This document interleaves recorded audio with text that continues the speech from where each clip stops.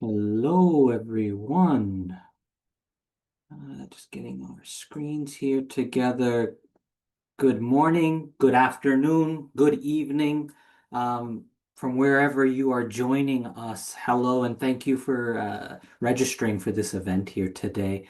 My name is Ali Shahzada, and on behalf of myself and Ina Ajla from ISMP Canada, thank you for attending here today.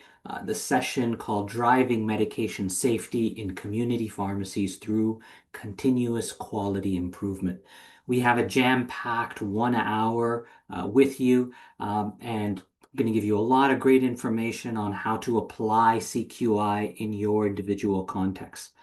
Now, given that we are broadcasting from Canada and specifically head offices of the Value Collaborative and ISMP Canada are in Toronto, Canada, we have a land acknowledgement that we start things off with. We acknowledge we are hosted on the lands of the Mississaugas of the Anishinaabe, the Haudenosaunee Confederacy, and the Wendat. We also recognize the enduring presence of all First Nation, Métis, and Inuit peoples. We are grateful to live, work, and play on this land, and we want to contribute to the implementation of the Truth and Reconciliation Commission's 8 health-related calls to action. Now, like I mentioned, this is based off of Toronto, Canada. If you are joining us from a different part of Canada, or the world, and you want to recognize any peoples from your specific lands, feel free to type that into the chat window at any point of today. So, what's the objectives here today in our 1 hour? As I mentioned, it is jam-packed, but there's three major objectives that we have for today. First, I want to introduce you to CQI, Continuous Quality Improvement, and two major methodologies within that umbrella, which are Lean and Six Sigma. Second, I want you to be able to see some real life cases of how the tools that we're going to be referencing have actually been used in a pharmacy setup. In addition to actually long-term care, because I understand that we have some people from a long-term care perspective here joining us today. And lastly, I want to give you some components on if you want to create a culture of continuous improvement in your own organizations, what are the pillars that you should be looking at? So with that, we have an agenda. We're going to go through a little bit of introductions, talk a little bit about what is Lean, what is Six Sigma in this umbrella called CQI, give you an approach to solving problems, show you some real case studies, talk a little bit about what those components are that are necessary to build a culture of continuous improvement. And if you want to further your skills and knowledge, how can you actually do so? Okay. So with that, I'm going to hand things off to Ina to talk a little bit about ISMP Canada. Ina. Great, thank you, Ali. ISMP Canada is a national, independent, not-for-profit organization. For over 20 years, we've been a trusted partner in strengthening medication safety through timely learning, sharing, and acting to improve healthcare. Most of our funding for operations comes from governments or healthcare delivery organizations. Let's start a bit more about understanding how we learn.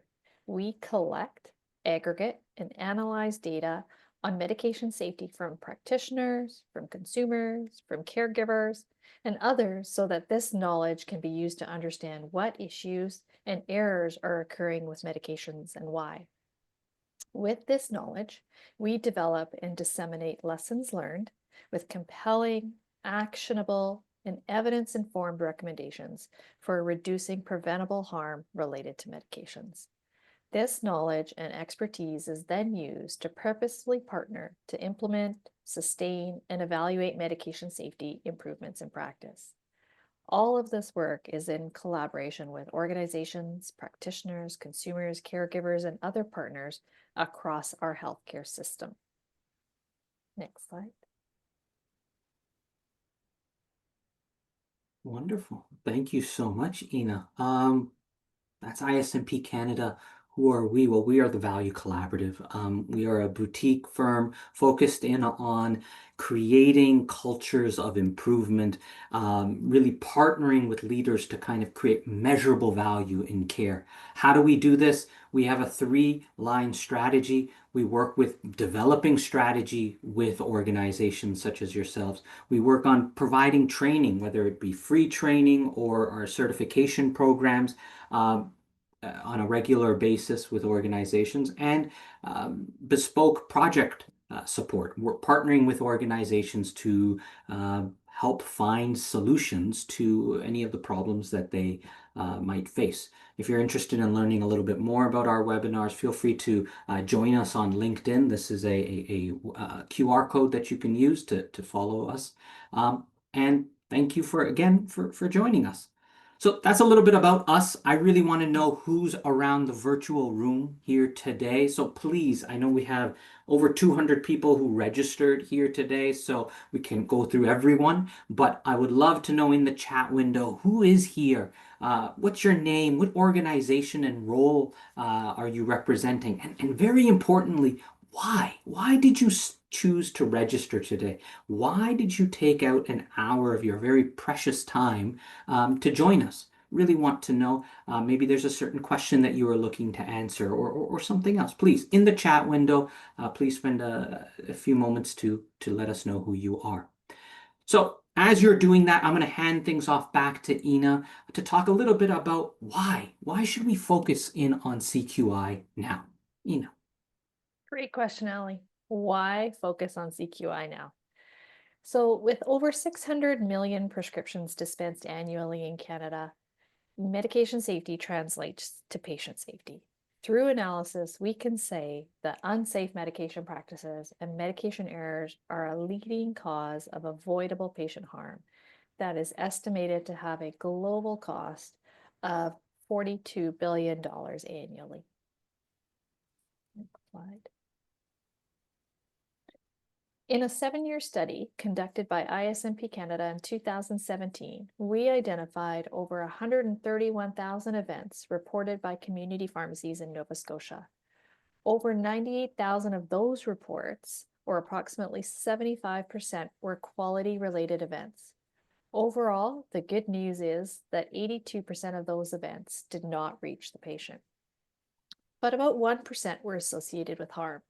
That may not seem like a high number, but it translates to 928 patients who experienced harm due to medication error. Unsafe medication practices also impact families and caregivers, and it impacts time spent both from the patient caregiver perspective and from the pharmacy's perspective. The stress and frustration experienced by all involved and all impacted is significant. And ultimately, it has financial implications for the community pharmacy, for patients, and for the overall healthcare system to correct the event. Next slide. If we look at 2023 data in the larger national picture, an analysis of the top 10 incident types reported to the National Incident Data Repository from community pharmacies in Canada for harm-related events reveals the top 3 types of incidents accounted for over 12,000 reports. This means that just the top 3 types of medication errors of incorrect dose or frequency, incorrect quantity, and incorrect drug resulted in avoidable harm for more than 12,000 patients in Canada in 2023. This then translates into greater impact on time spent, frustration, stress, cost to correct the event, and of course, greater impact on the patient and their families or caregivers. Next slide.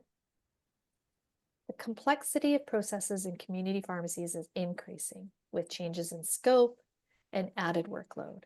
Improving both safety and efficiency is essential for those complex processes, which is why we want to talk about focusing on CQI today. So back to you, Ali. Thank you so much, Ina. So CQI, you can see, is there's a growing case for change. if we do not want to start to see more and more challenges coming to our patients and to our residents, for those that are joining us from long-term care, we need some sort of approach. And CQI gives us a methodology that helps with our just natural human nature. What do I mean by that? And to describe what I mean by that, I'm going to borrow a concept from a book called Upstream by Dan Heath. In that book, he describes how humans typically approach problems. Typically, what do? We see a problem and then we react. We naturally want to resolve that problem as soon as we start to see it. And so we come up with a bunch of solutions and we start to apply those solutions to the problems that we see. In this book, he uses a nice concept that is nice to relate to, called downstream thinking. This is the natural way we typically start to solve problems. We see a problem and then we react to that problem when we try to address it. Very tangible solutions. We can see the problem, smell the problem, experience the problem. And so whatever we're seeing, we can start to apply a solution to. But rather than downstream thinking, what we should be doing is this concept called upstream thinking. This is the idea of not reacting to the problem that is staring you in the face, but rather reflecting on what is it that is causing that problem to occur. What is actually happening upstream to create that problem? Now, this take is a little bit more challenging for us because it requires us a little bit more time. It requires system thinking. It requires a little bit more effort for us to analyze the problem. But it's when we do this that we can come up with real sustainable solutions. If we focus on just downstream problem solving, sometimes we will be successful, but oftentimes those problems keep appearing. They keep popping back up because we're not addressing what we would call the root cause of the problem, which is actually upstream. So, what are some of the barriers to upstream thinking? Well, three general barriers. The first is problem blindness. The more we live and breathe that problem, the more we're immersed in that problem, we start to become blind to it. It's like anyone who has a young baby and has to change diapers. Eventually, those diapers don't even smell because we're so used to that experience. Lack of ownership is another typical barrier. Sometimes these problems, they cross multiple departments or multiple individuals, in which case, who is in charge of solving this problem? We don't really articulate that. And lastly, no time. Like I referred to earlier, systems thinking or taking a step back from the problem is a little bit more time consuming. And in healthcare, no matter where you're coming from, I'm sure time is not something that you have plenty of. So, from a CQI perspective, how do we approach these three problems? Well, I would first change these questions a little bit. Rather than thinking about problem blindness, what I would say is, how do we start to create a culture that continuously anticipates risk? How do we have conversations on a regular basis to identify problems before they actually occur or become more comfortable talking about problems? Rather than saying that we have lack of ownership, how do we start to create a culture that answers this question about how do we create shared responsibility and accountability in identifying opportunities? How do we make sure that everyone is responsible in identifying challenges? It's not the boss's responsibility, it's not the CEO's responsibility. Everyone is responsible for identifying opportunities for improvement. The idea of continuous improvement is everyone's job.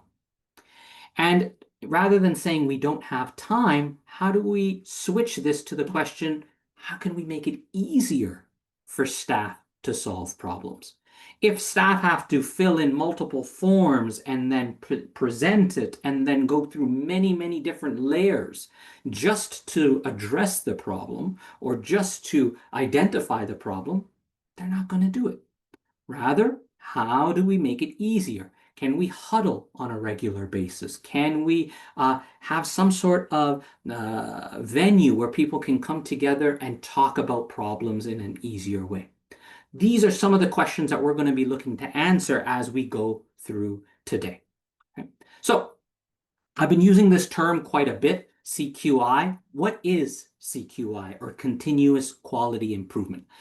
Like I referred to a little bit earlier, CQI, or quality improvement or continuous quality improvement, is a very large umbrella. And within that umbrella, there might be a variety of different philosophies or approaches to address it. But generally speaking, what CQI is this notion of never being satisfied with what we have and continuously looking for better ways to do things. Now, quality, the term quality might uh, uh, make people think it's more clinical. It's not. Quality can be anything. Quality could be your backroom office processes, how the quality in which staff get paid, the quality of your onboarding process for new staff, the quality for your patients, the quality of the working conditions. Quality is a very generic term that refers to anything that needs to be better, any part of your process. So rather than a program, continuous quality improvement is actually a philosophy. It's not something that you just do once and you're done. It's this notion of continuously identifying things. Now, this improvement idea can be done through projects, meaning incremental, in a rapid fashion. You do a project, people work on it, they solve it, and then they work on something else. Or it can be done in an incremental fashion where every day you're coming together and you're talking about what are some improvement opportunities, and then perhaps prioritizing them and working on that. Some of you may have seen huddle boards as a concept that has been used for that. There's no right or wrong way of applying it. It's just this notion of continuously doing it. Now, CQI gets a bad rap many times. Sometimes people feel that CQI is about just working harder and faster.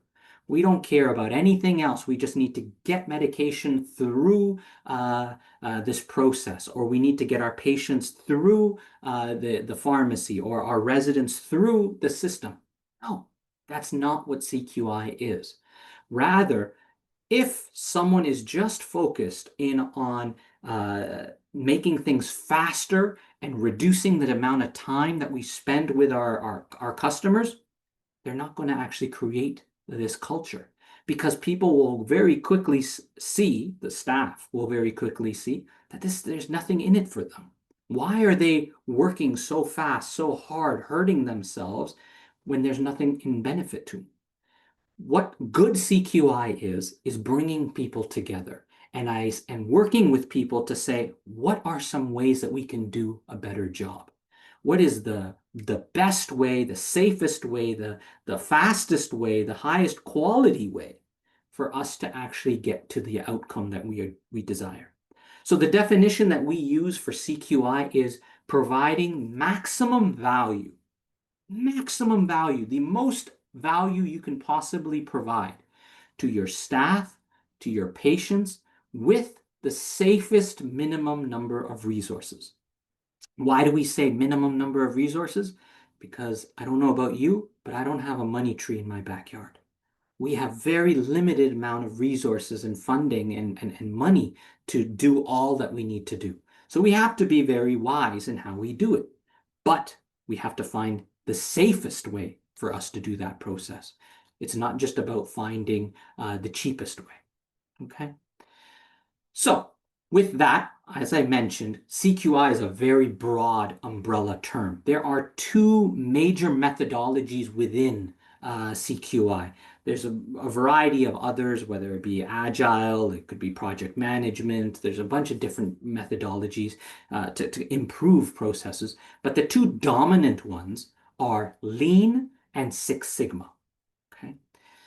These are two different methodologies. They all have their own different set of tools, but over the years, they've kind of fused into one methodology where we borrow concepts from both and we apply them together.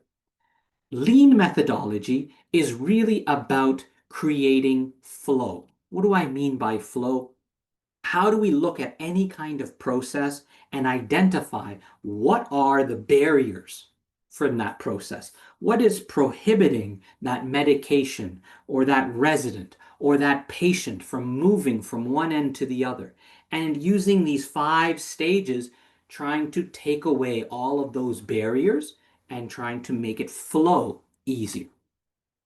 That's the concept of lean. Six Sigma is a different concept, and this is more focused in on the outcome and saying how often is our outcome incorrect? Meaning the outcome that we were looking for, whether it be the medication, whether it be patients taking 20 minutes, whether it be a staff member being paid correctly, whatever the outcome of the process, how often is it actually correct?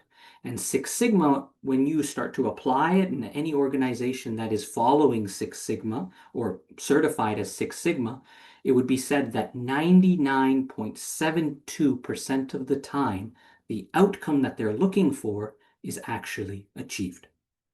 99% of the time. Can you imagine that?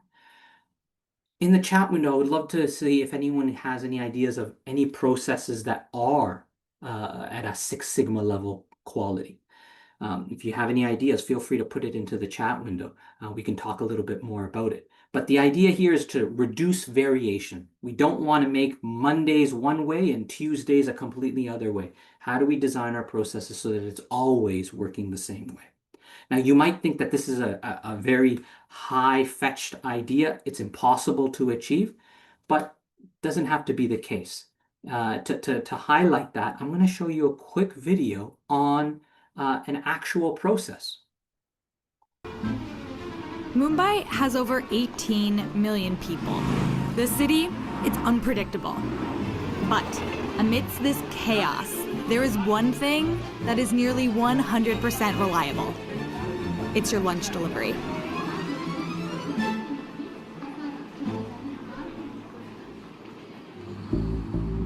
The Doublewallas of Mumbai are an institution. A Doublewalla is a guy who delivers homemade lunches. मेरा नाम किरण गवांदे है और मैं डब्बावाला हूँ। Business में join किया और तब से मैं 12-13 साल से काम कर रहा हूँ। खाली बॉम्बे में ही हम रोजाना 2 लाख डब्बा पहुँचाने का काम, खाली साइकिल और ट्रेन ये दोनों चीज़ों से मिलके डब्बा पहुँचाने का काम करते हैं। This is how the system works. The Doublewalla comes to your home and picks up your lunch. He goes to the train station where all the other lunches are. They are sorted and then delivered out into the city to be dropped off at your office.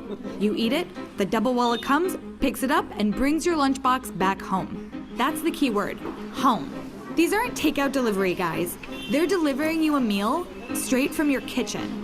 This system, while seemingly rudimentary, has been recognized as one of the most efficient logistics systems in the world. Doublewallas have an accuracy of 99.99% in their deliveries. Per million transactions, less than 4 mistakes are made. तो सबसे important चीज़ होती है कि जिस डब्बे के ऊपर जो कोड होता है, कोड में क्या होता है कि मतलब कुछ आंकड़े डाले जाते हैं, कुछ कलर कॉम्बिनेशन होता है। गलती मतलब कि कोड डब्बे के ऊपर इतना परफेक्ट डाला हुआ है कि उससे गलती होने की कोई संभावना ही नहीं है। Crisscrossing side streets on bikes, balancing trays that weigh almost 150 pounds on their head, this group of 5,000 men, they help define the city.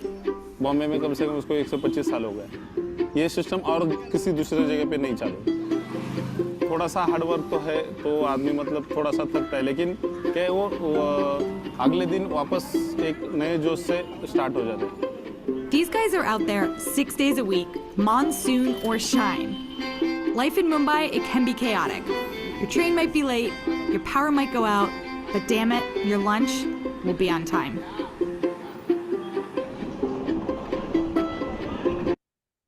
So, like I mentioned, doesn't have to be complicated. This is an example of a Six Sigma level process, a process that over 99% of the time is accurate. Josephine asked the question, systems-based? Yes, it could be systems-based. It could be an individual process.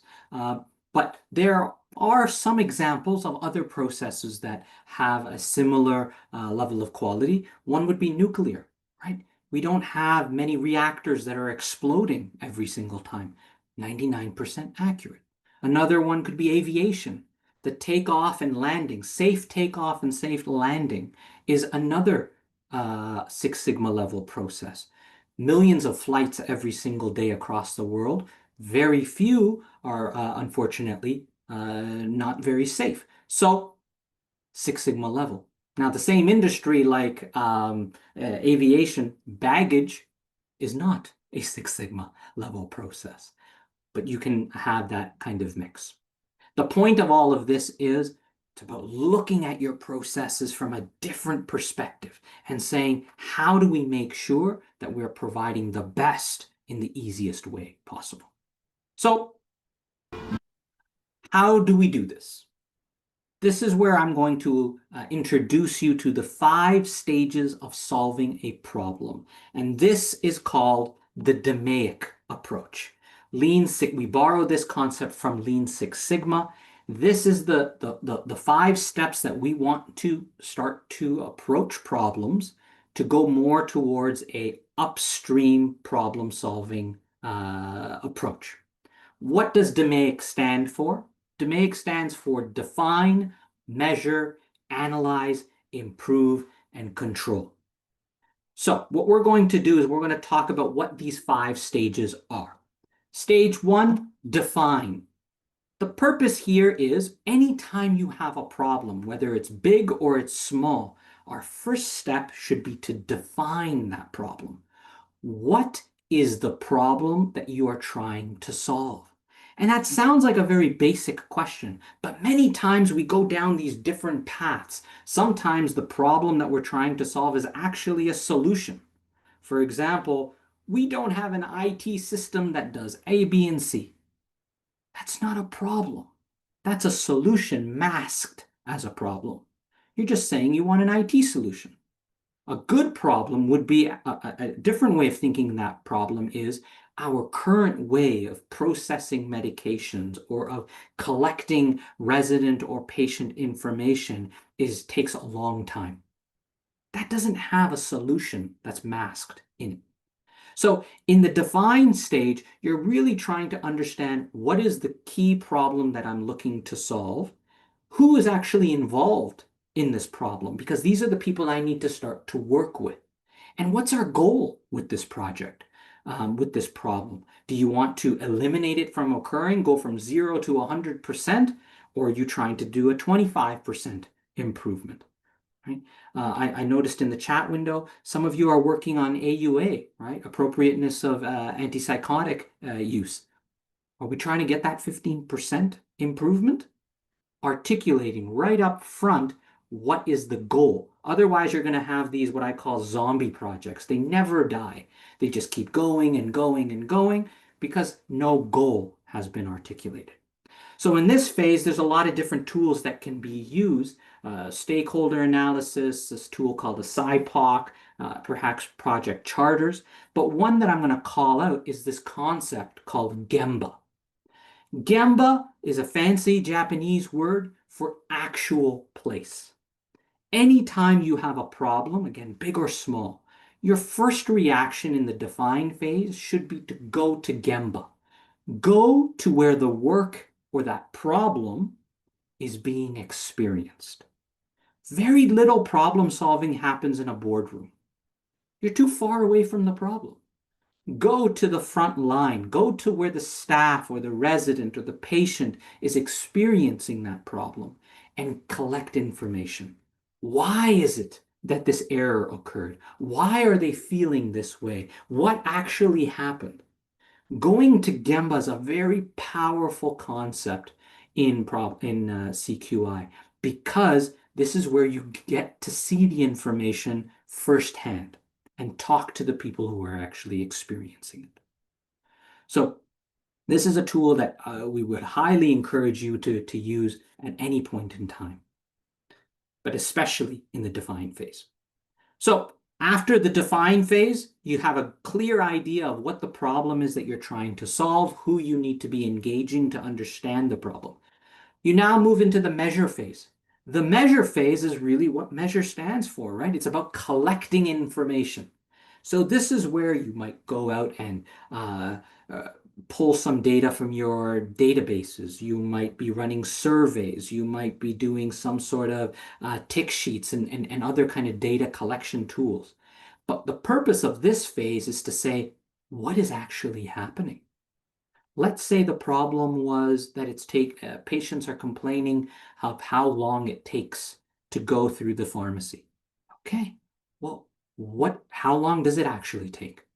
Is this one complaint that we're basing this project off of? What's the average amount of time it takes for the patient to go through our process? Is it different on a Monday versus a Saturday, between an AM and a PM, right?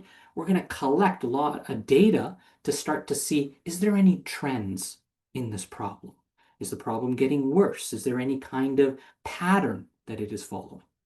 So these are the type of questions that you're starting to answer in the measure phase. Notice we're not solving it yet. We're just collecting information and starting to understand what it's saying. Variety of different tools that you can use here. Again, Gemba, very powerful, but you can use interviews and you can use shadowing of residents or patients. You can do a tool called spaghetti diagrams where you follow people around and you kind of walk their path. And there's another powerful tool called a value stream map. A value stream map is where you take the process and you create a picture of that process. So this is an actual value stream map from a long-term care on how residents are placed into a long-term care home. And so the blue represents all of the steps that resident would have to go through. And this was actually a very large value stream map. It actually wrapped around the room. But visually, you can start to see all of the steps someone has to go through. The yellow represented how long does each step take. So now I know what happens, and I know how long each of these individual steps take. And then the red represents all of the frustrations, all of the factors that are causing this problem to occur, right? The expression I like to use every single time I do this is, how do you eat an elephant? One bite at a time. So the goal here is we all start in the define phase with an elephant, a massive problem. And through data collection, through talking to people, through watching the process, we start to break that elephant into small pieces.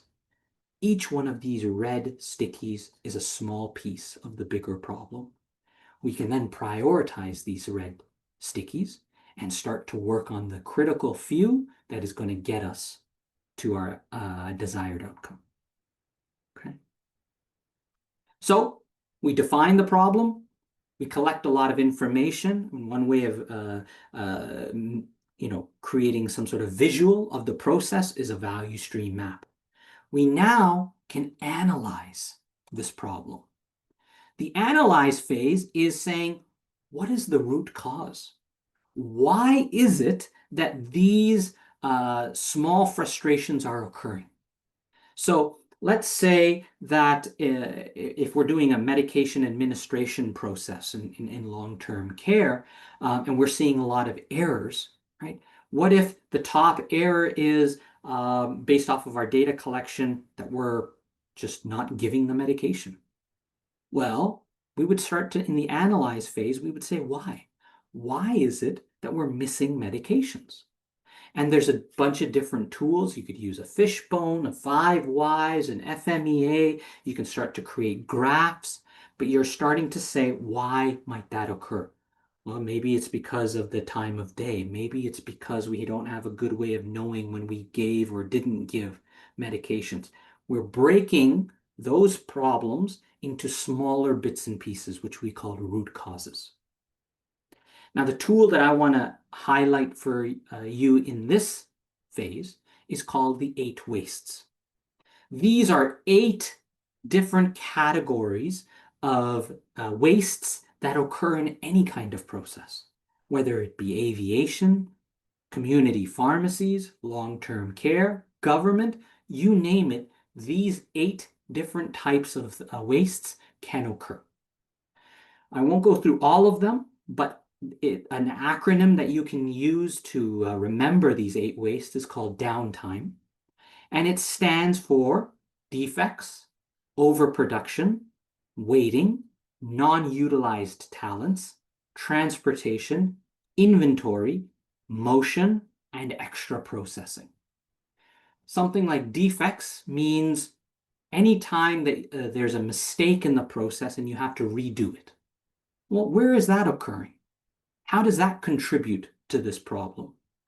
Overproduction could mean something like we preparing the medications well in advance of when it's actually being needed, or preparing much more medication than actually needed. And why is that a problem? Well, because the order might change and we might have to throw things out, or the extra medication might get mixed with other medications for some other patient or resident, and that has a whole other issue to it. So you can start to see these are the 8 things that we're looking to start to remove from our processes. And by removing it, what's happening? We're actually getting closer to our definition of quality improvement, providing the maximum value with the safest minimum number of resources. Okay. The next stage is improving. Now, this is where you might be shocked. This is why the DMAIC approach is so powerful, because it's forcing us to hold back on improving, right? We first need to define the problem. We need to collect some information. We need to analyze that information. Only then, when we have a strong idea of what the root causes are, we can now improve. So even if it's a small problem, something very tiny, you still want to focus in on the DMAIC approach and saying, what's the problem? What's actually occurring? Why is it happening? And then is my solution actually hitting it? So in this phase, you're going to start to pilot or test out a variety of different solutions. You're not going to choose one solution and just roll it out. Rather, you're going to run a bunch of experiments. Is it working? If it is working, we're going to run a bigger and bigger and bigger test until you get to the point of actually feeling very confident that this is an improvement that actually has some merit. So some concepts within this stage are error proofing, PDSA thinking, which stands for Plan, Do, Study, Act, visual management and the use of colors and lines to indicate the right way of doing things, improving our flow and how things actually move through the process. There's this concept called push versus pull. And then there's this thing called 5S, which is when you have let's say a medication room, and it's very disheveled and it's very hard to find what you need to find. There's this concept called 5S that allows us to revisit that space and redesign it so that it actually meets your needs. So in the improved stage now, we're running a bunch of experiments and we're starting to see that this works. The bigger the project, the more experiments you're going to run. The smaller the issue, you might not need to experiment. It might be a very simple type of solution. Either way, our last stage is the control stage. You have tested out some solutions or you've implemented a solution and it's working. The control stage is, how do we make sure that that solution sticks? How do we make sure that when we come back on Monday or in 6 months from now, that problem that we worked so hard to solve isn't back? So in the control phase, we're talking all about sustainability. And so what are some solutions or approaches that we can use for controlling it? Well, maybe there's some sort of audit boards that we want to install so we can measure, how is this process working over a longer period of time. We can ask the question around standard work and say, how do we standardize our process so that there's only one way of doing it? We need to document the new way of working. Maybe we want to create some sort of huddle board concept where people come together and they talk about the solutions on an ongoing basis, right? Variety of different approaches there. So that is the DMAIC approach, the 5 stages to solving a problem. And by following those 5 stages, we are naturally now doing more of an upstream type problem solving. Okay. I notice there's a lot of chat in the webinar. Please keep the questions coming. We're trying to answer them as they come up. I'll also kind of refer to them during the question and answer portion, but please keep them coming. So I'm speaking a lot to you in terms of a lot of different concepts. How does this actually work in real life? Well, we're going to share 2 examples of how these same tools have actually been applied in real case studies.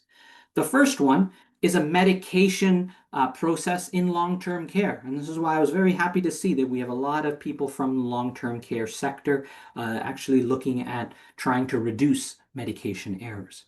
So this was an actual home that I worked with.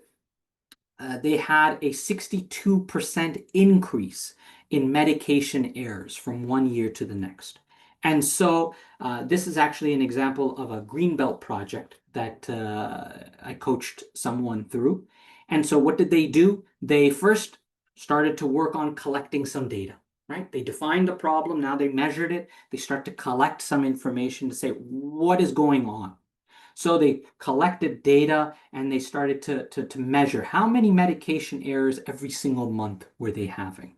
And they came up with an average of 14.6 errors per month.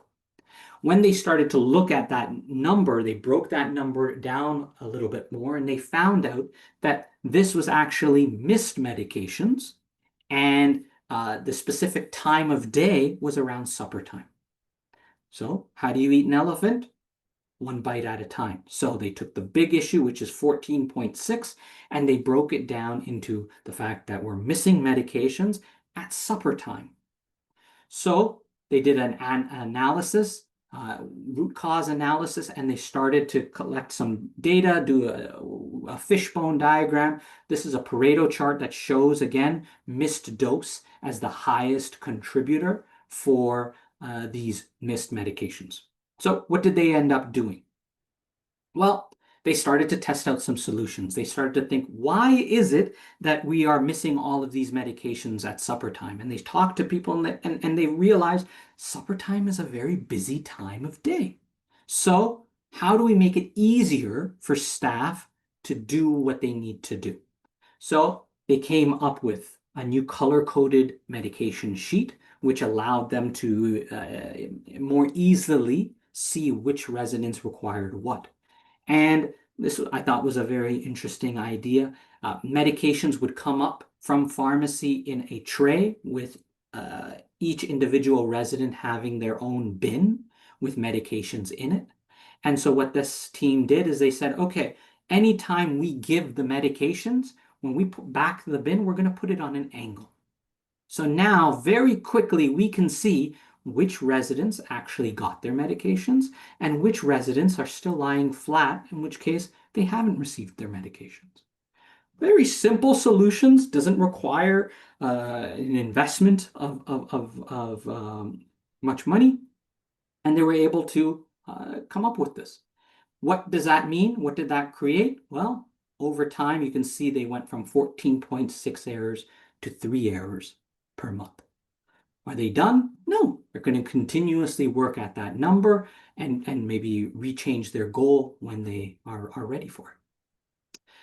So that's one example. For the next example, I'm going to hand it back off to Ina. Thanks, Ali. You know, before we jump into the second case study, I'm always amazed about the lunch delivery, the videos for the lunch deliveries in Mumbai. It continues to amaze me every time. And it continues to keep me hopeful about what is in the art of the doable. So I just want to share that with all the community pharmacists out there today. Why don't we dive into case study number 2? So for this second case study, I want to share this story from my experience as a pharmacy manager where I had just begun a new role at a pharmacy. A young child had been receiving refills of compounded clonidine from the pharmacy for quite some time. After receiving one dose of the most recent refill, the child became extremely drowsy and unstable. The child was taken to the hospital where it was determined they were likely presenting with clonidine toxicity. And I can tell you, as a pharmacist and as a parent, the feeling was very overwhelming. I needed to find out exactly what had happened and to ensure it never happened again. So a lot of the questions that Ali has talked about today so far came flooding forward for me. How do I approach this problem?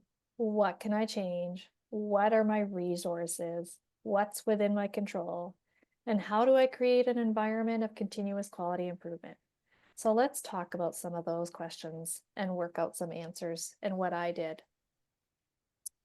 The Canadian Incident and Analysis Framework gave me a place to start. The steps in this framework help me to formulate a plan moving forward to improve the processes within the pharmacy, to ensure patient safety, and to support the pharmacy team, and to ensure the business remained sustainable and viable. The first step in the process is to provide an immediate response and patient support. I provided all of the information I could to the parents and to the physician to support the patient's recovery. An initial review of documented calculations and weights did not reveal any obvious errors, so we needed to dig deeper really to understand what happened. While we did this, we took a very safe approach. We outsourced all our compounding for children and any compounds with APIs with a narrow therapeutic window. The next step was to conduct an investigation, which included conducting an audit of the weight of the clonidine on hand to determine if there was a weighing error somewhere along the way, review calibration records for the weigh scale to investigate if there may have been an equipment failure. All compounds prepared over a period of days before and after the compound was made were reviewed to determine if there was cross-contamination, which may have been a contributing factor.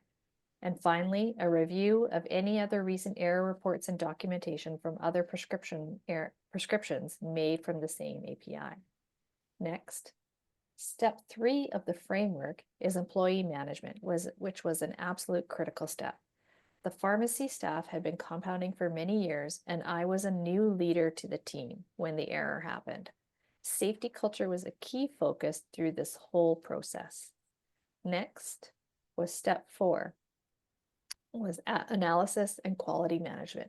An analytical assay of the compound later revealed the preparation contained approximately 10 to 14 times the labeled concentration of clonidine. And next, step 5 was to follow through and close the loop.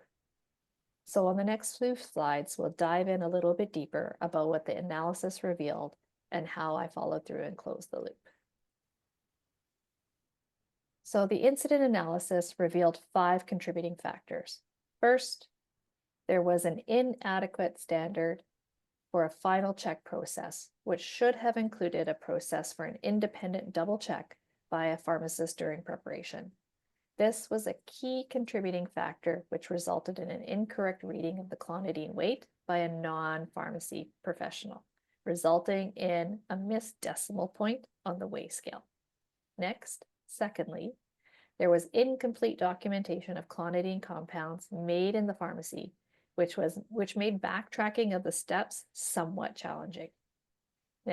Third, a culture of safety was not well understood by the staff to facilitate reporting of errors and to focus on designing a safe system to proactively assess the daily risks inherent in the operations of the pharmacy. Fourth, a lack of policies and procedures which incorporated the NAPRA model standards for non-sterile compounding meant different staff members were preparing the compound in different ways. And lastly, there was a lack of familiarity or training with the preparation of the compound by the staff member who prepared the compound. So now that I understood what happened, I faced the questions that many of you have probably already faced or also faced in your own practice. How do I make changes to the process that ensure safety moving forward within the resources that I have? Resources being time, people, money. How do I support the team to follow through and close the loop? So on the next slide, as I mentioned earlier, our immediate response was to outsource all high-risk compound prescriptions to a third-party provider until we completed the investigation and implemented procedures to reduce the risk of recurrence. So how did we close the gaps? And when I say we, I really do mean we, the team, because the change required the entire pharmacy team. The solutions we implemented included, first, growing a culture of safety through education with the pharmacy staff. A discussion on the incident itself was conducted, education on changes in policies and procedures, and regular safety huddles occurred. We also identified training opportunities and conducted regular skills assessments of staff for high-risk processes. Next, we designed a system whereby a pharmacist performed independent double checks for the ingredient CAS numbers, weight verification, and compound calculations. Next, we use technology to reduce the risk of another error or confirmation bias when reading the scale. We purchased a weigh scale that printed out the weight of the ingredient to be included as part of the prescription documentation. Next, we designated a compounding area to minimize distractions to the pharmacy staff while compounding or when engaged in high-risk processes. And lastly, policies and procedures were created, which included the NAPRA model standards, and we did this by enlisting the services of a compounding subject matter expert. On the next slide. So you may be wondering, did those changes have an impact, and how did the steps so far consider the Lean Six Sigma approach? How was I able to make the changes with limited resources of my labor budget, the time, the financial resources allotted to me? Like many of you, the pharmacy was very, very busy, but we were determined to find a way. I can tell you that the system changes we implemented created safeguards and opportunities to catch potential errors. Potential incidents became good catches, and the safeguards were working. With the standardized policies and procedures, we gained efficiencies in time, which supported the independent double check by the pharmacist. We experienced less product wastage by detecting errors before the compounded products were made, and therefore we had less write-offs. With a focus on safety culture and training, an environment was created where staff felt supported and stayed long-term. These changes led to a reputation in the community as a pharmacy that cared, and the business grew because we did the right thing. The challenges in the short term led to long-term improvements, which helped the business to thrive. Next. So everything I've talked about so far was about improving safety at the individual pharmacy level. But reducing the risk of recurrence is more than just about one pharmacy. It's about ensuring other pharmacy professionals can learn from one error. So I go back to the learn, share, act cycle that I spoke about earlier. At our pharmacy, we learned what happened and we learned how to make improvements to our system to reduce the risk of recurrence. It was important for me to share this learning with community pharmacists and technicians in this ISMP Canada Safety Bulletin, in the hopes that they would then review their own compounding systems to identify potential gaps and implement their own system changes to reduce the identified risks and to help keep children safe. Back to you, Ali. Thank you so much, Ina. I know we're getting close to the end of time here. So the big question I said that we would answer is, now that you know what is CQI and perhaps some of the concepts behind the tools, how can you actually drive this type of culture in your organization? What are some of the levers that you can start to play with? Well, there's 4 major things that you can start to look at. The first is clear strategic alignment. You can't just improve for the sake of improving. You can't just go like the wild, wild west and just start improving a bunch of things. As an organization, what is going to get you to where you want to be? Being very clear at the beginning of the year or every single quarter, what are the strategic initiatives that you want to focus in on? What are the goals? And then taking all of your resources or your the rest of your components and aligning it to those objectives. The second is to establish a cadence of targeted improvement initiatives. So if you know what you want to get better at, can you now start to get groups of people to start working on those initiatives, either through strategic projects or through, like I mentioned earlier, Greenbelt programs, whatever it may be. Can you get the resources that you do have to start to drive in that area? Projects is one way. The third way is creating some sort of daily management system. How do we embed improvement into our daily work? Small concepts like a daily status sheet where people come together at the beginning of their shift and they talk about what's the plan, any risks, how are we going to address those risks? Or, like I've mentioned many times before, the concept of a huddle board, which is let's come together on, a couple times a week, and as a team, let's come up with all these improvement ideas. And as a team, let's start to chip away at working on these ones. How do you incorporate it as part of their everyday? And then the last one is naturally working on building the capabilities of our staff. That requires training, whether it may be a yellow belt level training or a more advanced type of green belt type of training. Giving your staff the tools to actually make a difference. Now, these two concepts might be a little bit foreign to some of you. These are just the general kind of belt certifications that in the Lean Six Sigma world. A yellow belt is typically like a 1 to 2 day workshop. Ours is 1 day workshop, and this is really geared for anyone who wants to be an active participant in some sort of improvement initiative. They want to be part of the team. They want to have some baseline understanding of some of the more fundamental tools. The green belt is a longer process. It can go up to like 6 months where staff work on a project. And this is geared to people who actually want to lead improvement initiatives. They want to stand in front of the room and actually run an initiative. Now, I'm pleased to say that with ISMP Canada, we are actually launching a yellow belt session on November the 18th from 10 to 4 p.m. Eastern Time. This is a 1-day session where you can get all of the fundamental tools of Lean Six Sigma, such as value stream mapping, fishbones, 5 whys. We'll go through the DMAIC approach and provide a lot more detail on some of the key tools. If you are interested in this, please follow the registration link. It'll be emailed to you as well, and you can register for November the 18th. Now, given that and given the nature of continuous improvement, we have a poll question that we're going to quickly launch.